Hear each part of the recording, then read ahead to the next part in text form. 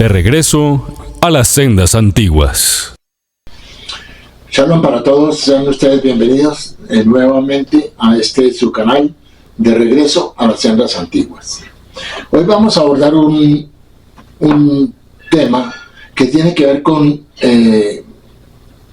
un reclamo desde la cristiandad, más que todo el cristianismo, donde ellos dicen que Isaías 53 en el judaísmo se ha escondido o han tratado de evitar que las personas lo lean, etcétera. Entonces vamos ahora a mostrar y a exponer el hecho de que nunca ha sucedido eso. Isaías 53 siempre ha estado disponible para la lectura, como todos los otros capítulos de Isaías, pero el cristianismo se ha enfocado en Isaías 53 porque dicen que como supuestamente habla de un Mesías sufriente que se refiere a Jesús, entonces en el judaísmo que se ha ocultado o se ha prohibido, etcétera, etcétera. Entonces, como dije anteriormente, en el cristianismo afirman que hay una conspiración para ocultar la verdad acerca de Isaías 53, que porque el capítulo no aparece en algunas de las lecturas semanales de lo que le llamamos nosotros las parashot, ¿por qué no aparecen en las lecturas semanales como el acompañamiento de los profetas a la lectura semanal que se hace durante el ciclo del año? Y vamos a tratar de responder esa parte. Bueno, entonces ellos dicen que hay un capítulo en el Tanakh, o sea, en las escrituras hebreas, que solía leerse en las sinagogas, pero luego los rabinos decidieron sacarlo de la lectura que acompaña, como dije anteriormente, a las lecturas semanales, que son las lecturas de los profetas. Entonces aquí dicen que los rabinos decidieron sacarlo de la Haftorah o la Haftarot, para evitar confusiones, y hoy se considera el capítulo prohibido, oculto, dice a los mismos judíos. Esto es un reclamo cristiano. Entonces lo que vamos a hacer acá es a responder ese reclamo, esa queja, ese concepto que está mal entendido, porque en el judaísmo nunca se han ocultado ninguno de los textos de los profetas. Inclusive Isaías 53 siempre ha estado disponible para la lectura. El capítulo que los cristianos dicen que los rabinos no quieren que se lea es Isaías 53, que según los cristianos ellos creen que describen al Mesías Jesús en el proceso de su muerte por los pecados.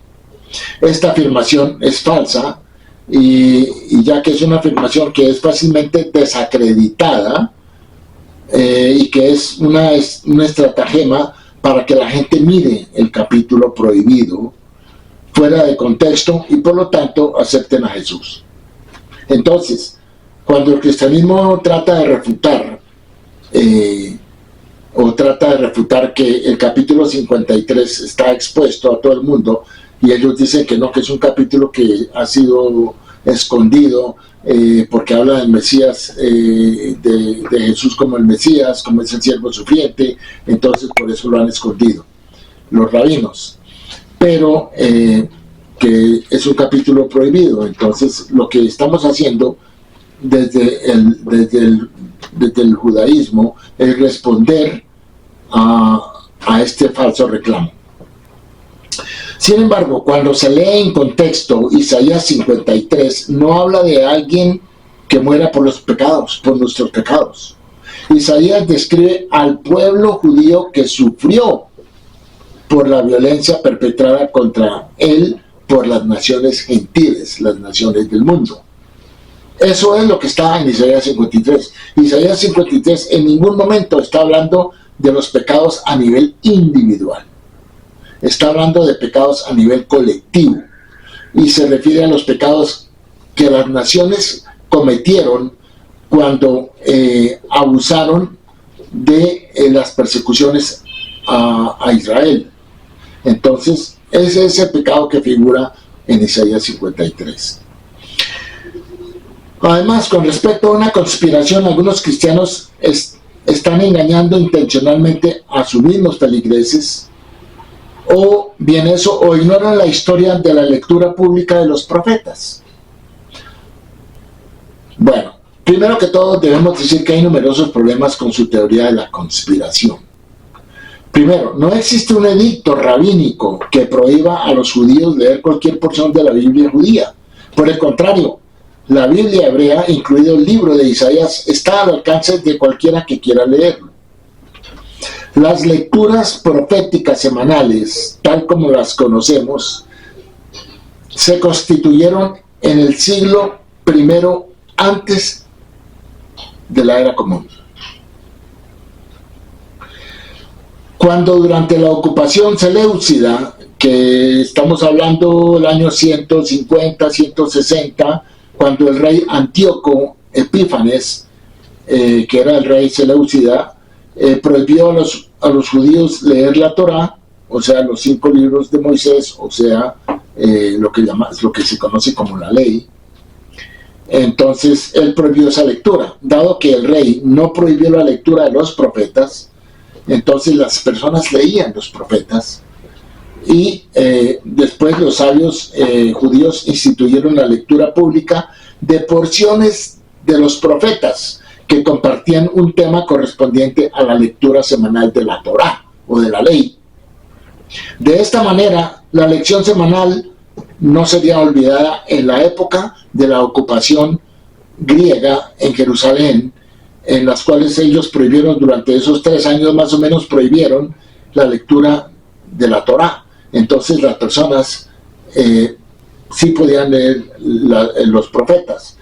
De ahí, después de que terminó ese oscuro periodo, ya se incluyeron lecturas tanto de la Torá o la ley, y se compaginaron con partes de las lecturas de los profetas que tenían algo en común. Y obviamente que las lecturas de Isaías son más que todo lecturas de consolación al pueblo, son lecturas de consolación por el sufrimiento que ha sufrido el pueblo. Así que de esta manera la lección general no sería olvidada. Por eso es que se vinculó a partir de ese momento la lectura semanal con una porción de algunas de las lecturas de los profetas.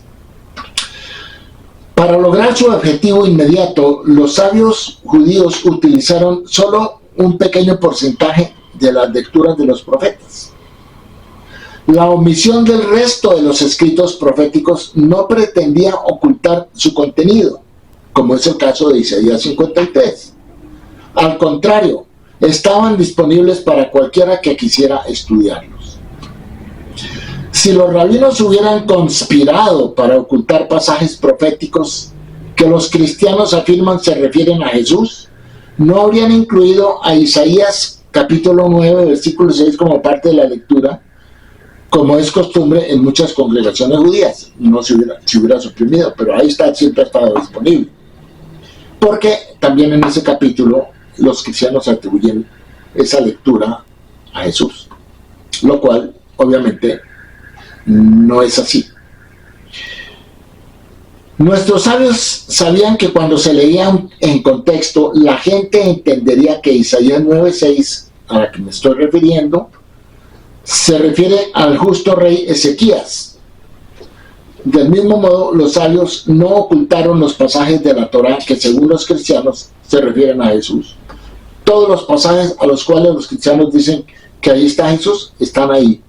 Obviamente que Jesús no está en ninguna parte de los pasajes de la escritura hebrea, y ya eso lo hemos dicho. Jesús no está representado en ninguna parte de la escritura hebrea, pero los cristianos los ven en muchas partes. Bueno, como se mencionó anteriormente, las porciones de los profetas fueron elegidas para corresponder al ciclo anual de la lectura de la Torá. Repito, las lecturas semanales están divididas en 54 semanas, más o menos, para que correspondan con las semanas del ciclo anual. Y la Torá, los 5 libros de Moisés, se repartieron entre esas 54 semanas para poder acceder a una lectura semanal de la Torá. Aparte de eso, se añadieron luego, después de este evento que estamos mencionando ahorita, en donde se conmemora la festividad de Hanukkah, se añadieron lecturas de los profetas que tenían algo que ver con la lectura semanal de la Torá. Pero no se incluyó a Isaías 53 porque no había realmente un contexto fuerte entre una lectura de la Torá semanal y el tema de Isaías 53, pero se incluyeron otras lecturas de Isaías. Bueno, entonces, como dije anteriormente, las porciones de los profetas fueron elegidas para corresponder al ciclo anual de la lectura de la Torá.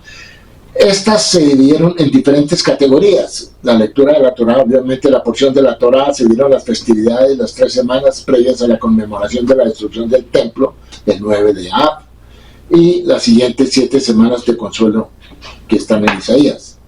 Aunque se leyeron porciones de Isaías para estas semanas, estas lecciones semanales, el mensaje contenido en Isaías 53 no proporcionó una similitud con la lectura semanal de la Torá y no se incluyó junto con la gran mayoría del libro de Isaías.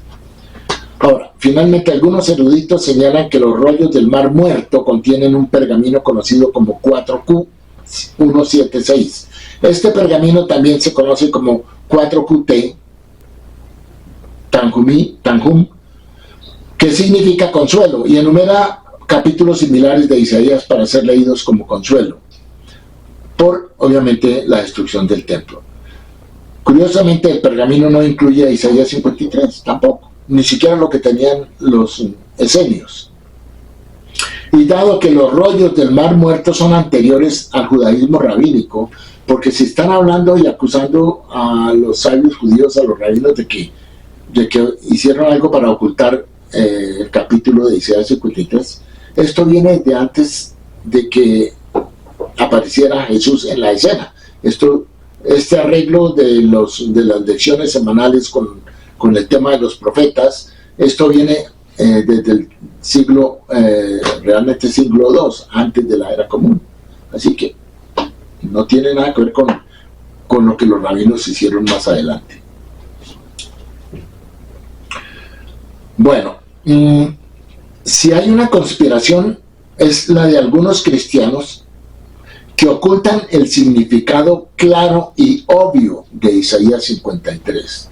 Ahí sí hay una conspiración de ocultar el verdadero significado de Isaías 53. Y obviamente, ¿por qué? Porque lo leen fuera de contexto y traduciendo las palabras están mal traducidas. Y son palabras cruciales, y lo han hecho para encajar a Jesús en el capítulo 53. Como se mencionó anteriormente, Isaías 53 debe leerse en contexto para entender su verdadero significado. Y ya este tema lo hemos tocado anteriormente y hemos dicho que Isaías 53 está escrito en un estilo poético y como en una metáfora y con un estilo poético. Entonces no se puede entender literalmente, no se puede tomar literalmente, y ese es el error de muchos cristianos. O alegorizan las partes que no deben ser alegorizadas, y ahí viene la confusión, ahí vienen las diferentes interpretaciones y las diferentes acomodaciones a que está hablando de Jesús como el Mesías. En absoluto, no habla de ningún individuo que sufre, de ningún individuo. Habla de un colectivo que es tratado como un individuo, es tratado en singular, y ese colectivo es el pueblo de Israel. Aunque Isaías 53 habla de un siervo de Dios sufriente, cualquiera que lea Isaías desde el principio sabe que a Israel se le refiere repetidamente como el siervo de Dios. Esto se encuentra en los capítulos anteriores al capítulo 53, desde el capítulo 40 en adelante. En varios de los capítulos se menciona a Israel como el siervo de Dios. Entonces, cualquiera que lea Isaías desde el principio sabe que a Israel se refiere repetidamente como el siervo de Dios. Por ejemplo, en Isaías 41:8 dice: Israel es mi siervo. Israel es mi siervo. Eso lo dice Dios. Si Dios dice eso, es porque el siervo de Isaías 53 es Israel. Es muy obvio, es lógico. Y también en Isaías 44:21 dice: porque tú, Israel, eres mi siervo. Ahí lo está confirmando. Isaías 44:21. Ahora, es común en las escrituras hebreas referirse a la nación de Israel como un solo individuo. Por ejemplo, en Nehemías 8:1 dice: y el pueblo se reunió como un solo hombre. Como un solo hombre, o sea que estaban todos juntos en un momento determinado. Es una forma metafórica de decir que todo el mundo estaba junto en ese momento. Eso está en Nehemías capítulo 8, versículo 1, repito, donde dice: y el pueblo se reunió como un solo hombre. Entonces, esa palabra, un solo hombre, no quiere decir un individuo, sino significa todo el pueblo de Israel, de lo que estaban regresando de la cautividad.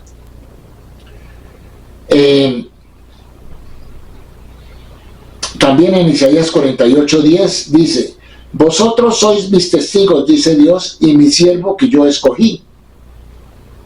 Y se hace referencia al sujeto Israel, primero en plural y luego en singular. Entonces, ¿de quién y de qué habla Isaías 53? Y no es este el momento para entrar a mirar versículo por versículo, aunque ya esto se ha hecho. Ya hay un video que hice Isaías 53 y está completamente explicado versículo por versículo. Pero aquí estamos respondiendo a un reclamo cristiano. Entonces, en este proceso, como se trata de Isaías 53, estamos más o menos cubriendo muy someramente algunas de las partes. A partir de Isaías, estamos respondiendo la pregunta de quién y de qué habla Isaías 53. A partir de Isaías 52, el profeta describe la reacción de las naciones del mundo cuando son testigos de la futura y última redención mesiánica del pueblo de Israel. Dado que las naciones miraban con desdén al pueblo judío y lo consideraban rechazado por Dios y merecedor del sufrimiento divino, estas naciones quedarán estupefactas cuando sean testigos de la inesperada y gloriosa redención del pueblo de Israel por parte de Dios. Por eso es que quien está hablando en Isaías 53, quien comienza a hablar es el vocero de las naciones del mundo, de las naciones gentiles. Y por eso dice: ¿quién ha creído a nuestro anuncio? O sea, lo que estábamos esperando no es una sorpresa. Dios destruirá, dice entonces, Dios desnudará su santo brazo a la vista de todas las naciones. Eso está en Isaías 52:10.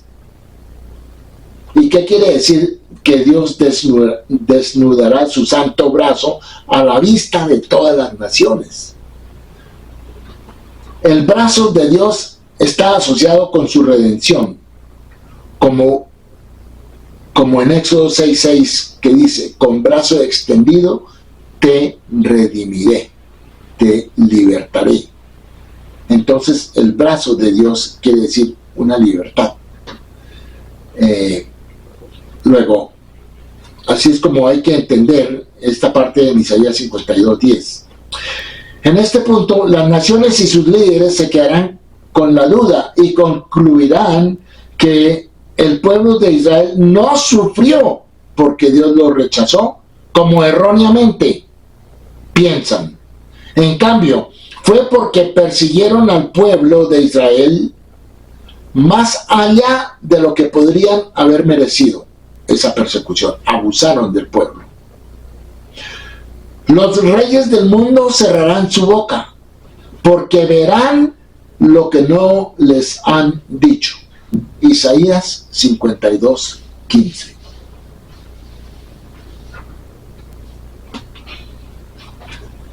En este punto, las naciones y sus líderes se quedarán, como ya dije, estupefactos, porque se van a dar cuenta de que Dios no lo rechazó al pueblo de Israel, nunca. Y nunca lo ha rechazado y nunca lo va a rechazar. Así que este es el significado del pasaje él cuando se refiere a Israel. Dice él, o sea Israel, fue herido por nuestra rebelión. ¿La rebelión de quién? De las naciones. Por eso es que quien está hablando es el vocero de las naciones, y lo estamos exponiendo esto en una forma metafórica. Entonces este vocero de las naciones está repitiendo lo que acabo de decir. Y cuando dice él, o sea Israel, fue herido por nuestra rebelión, se refiere a las naciones. Es el vocero que está diciendo Israel fue herido por nuestra rebelión. La rebelión de las naciones es el abuso, el maltrato, la persecución, que podemos decir desde todos los imperios que han existido a través de la humanidad a través de los años.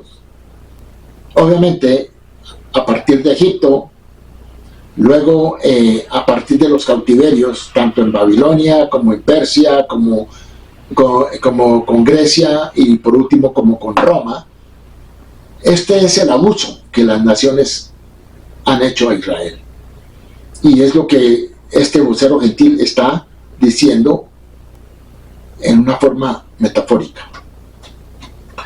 Repito, así que el significado del pasaje, él fue herido por nuestra rebelión, se refiere a él, Israel, y nuestra rebelión se refiere a la rebelión de las naciones. Y molido por nuestras iniquidades, y molido por nuestras iniquidades. ¿Las iniquidades de quién? De las naciones. Eso está en Isaías 53:5. Israel sufrió por el maltrato de las naciones. Esta explicación está sustentada en parte por los acontecimientos que, si queremos venir a la actualidad, fueron expresados en marzo del año 2000, cuando el Papa Juan Pablo II, líder de los casi 1.000 millones de católicos romanos del mundo, pidió perdón por el sufrimiento indescriptible que los judíos soportaron a mano de las naciones y de los cristianos. Obviamente aquí se está refiriendo específicamente a la Iglesia Católica, que debemos recordar la Edad Media, las persecuciones, las cruzadas, la época de la Inquisición en España, la persecución a los judíos, so pena de muerte si leían la Escritura. Y es por eso que de España fueron expulsados en 1492. Cuando usted se pregunta, Cristóbal Colón descubrió América en 1492, pero él era judío y venía huyendo porque habían sido expulsados de España. Así que todas estas cosas de la historia están ligadas, pero no han sido explicadas en forma correcta. Bien, así que este es el significado del pasaje, él fue herido por nuestra rebelión. Israel sufrió obviamente el maltrato de las naciones, así que las traducciones al inglés de este capítulo, los cristianos traducen mal el prefijo men, lo traducen como para en lugar de para manipular el texto y hacer que parezca que el siervo sufrirá por los pecados del pueblo judío. Esta idea de que el pueblo judío sufrió a causa de las fechorías de las naciones se repite en el pasaje que dice: por la transgresión de mi pueblo ellos fueron heridos. Isaías 53:8. La palabra que tenemos aquí, lamó, es hebreo bíblico y es una palabra plural, como en una estatua que él les dio. Salmo 99:7. Los cristianos tradujeron incorrectamente esta palabra como él en Isaías 53:7 para que pareciera que está hablando de un solo individuo, es decir, como si estuviera hablando de Jesús. Es más, los misioneros cristianos cambian incorrectamente el papel del Mesías de un redentor físico de la opresión y el exilio, lo cambian a un salvador espiritual del pecado. Eso no tiene fundamento bíblico. El Mesías en el judaísmo no tiene nada que ver con el perdón de los pecados, mucho menos a nivel individual por cada persona. No. Él es un libertador, él va a ser un gobernante durante una era mesiánica, por eso es el Mesías. Así que cuando vino Jesús, la era mesiánica no había venido. Entonces, si él vino y la era mesiánica no vino, pues él no puede ser el Mesías. Así de sencillo es. Como hay otras 5 condiciones que Jesús no cumplió, entonces no se puede tomar como el Mesías. Bueno, aunque todos los comentaristas judíos creen que la identificación directa del siervo en Isaías 53 es Israel, algunos en un nivel alegórico, identifican al siervo como el Mesías. Lo hacen porque como miembro del pueblo de Israel, el Mesías puede asumir la responsabilidad de aliviar una parte del castigo en nombre del resto de la nación. Aliviar, porque es un libertador. Tiende a aliviar el abuso de las naciones a Israel. Aliviar el castigo comunal no es lo mismo que quitar el pecado de alguien que sigue siendo una responsabilidad a nivel personal. Entonces, la interpretación cristiana está mal interpretando los efectos del pecado y los está tomando a nivel individual. Eso no es así. Además que el pecado es el de las naciones por el abuso que hicieron con Israel. Y luego Israel es el siervo sufriente. En contraste con la creencia cristiana, ningún comentario judío afirma que el Mesías morirá por los pecados de nadie. Eso es absolutamente absurdo. O que necesita la gente creer en ese Mesías, o incluso saber acerca de él para beneficiarse de su sufrimiento, como que se acobijan con el sufrimiento de ese Mesías. Eso no es el contexto de Isaías 53, no es el mensaje, y no es la interpretación correcta tampoco.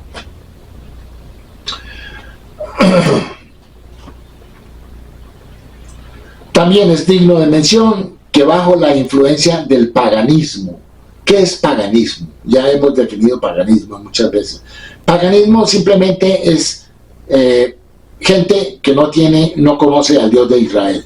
Cuando una persona conoce al Dios de Israel y quiere seguir o quiere conocer al Dios de Israel, está como alejándose del paganismo. El paganismo es la ignorancia acerca del Dios de Israel. Y la asimilación con la idolatría, adorar imágenes, creer en un ser humano como alguien que lo puede salvar. Eso es idolatría, eso es paganismo. Entonces, decimos que también es digno la mención de que bajo la influencia del paganismo los primeros cristianos también transformaron al Mesías en una deidad. hicieron de Jesús, de la figura de un Jesús ser humano, lo hicieron como si fuera un ser divino. Eso no tiene fundamento tampoco. Muchas veces hemos explicado esa parte. Bueno, entonces realmente nos quedamos como la conclusión de esto es que hemos tratado de explicar que no hay razón para el reclamo cristiano de que en el judaísmo se ha ocultado al tema de Isaías 53, simplemente porque, según ellos, habla de Jesús como el Mesías sufriente. Falso, eso nunca se ha hecho, además de que Jesús no es el Mesías sufriente. Jesús no es el Mesías, no fue el Mesías. Hubo Mesías antes de él y hubo Mesías pretendientes a Mesías como él lo fue después de él. Entonces ninguno de ellos calificó para ser el Mesías, porque como dije anteriormente, si la era mesiánica no ha llegado, pues nadie puede reclamar ser el Mesías, porque vino antes de tiempo, o sea, no era. Así que yo los voy a dejar con esta respuesta para que ustedes tengan una idea de por qué y cómo se hizo, cómo se ha manejado dentro del judaísmo el tema de Isaías 53. Siempre ha estado abierto a la lectura y al estudio de quien quiera acceder a Isaías 53. Pero el error cristiano es que no saben leerlo, no saben interpretarlo, lo interpretan dándole, cobijando la figura de Jesús y cambiando algunas palabras. Primero cambian algunas palabras para decir que es un individuo, y no es un individuo, es un colectivo que se llama Israel. Y también es un poema, que es algo que está escrito en forma poética, pero también tiene un sentido metafórico. Así que yo los quiero dejar con esto, por favor, estudien y se darán cuenta. Aprovecho la oportunidad para agradecer sus comentarios y los insto para que sigan estudiando. Estamos tocando cosas que son detalles específicos, pero son importantes porque esto es lo que se enseña. En todo caso, muchas gracias y estaremos comunicándonos en una nueva oportunidad. Shalom.